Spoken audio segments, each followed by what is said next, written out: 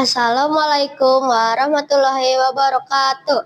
Hai teman-teman, perkenalkan nama saya Muhammad Heksa Maulana dari kelas 4B SDA 1 Pasinotik, Kecamatan Cimenyan, Kabupaten Bandung.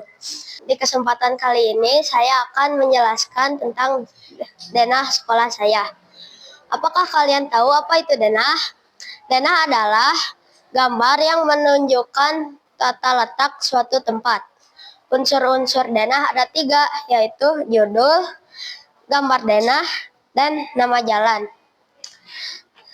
Nah, di sekolah saya dari arah barat ada toilet pria, kantin, ruang kesenian, toilet wanita, tata usaha, panggung, pojok baca, dan musola.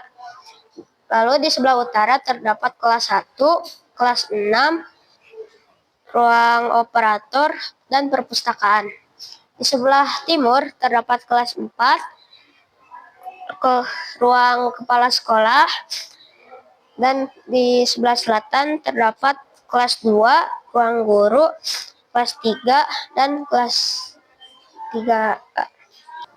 Di barat terdapat toilet pria, kantin, ruang kesenian, toilet wanita, ruang TU, dan panggung.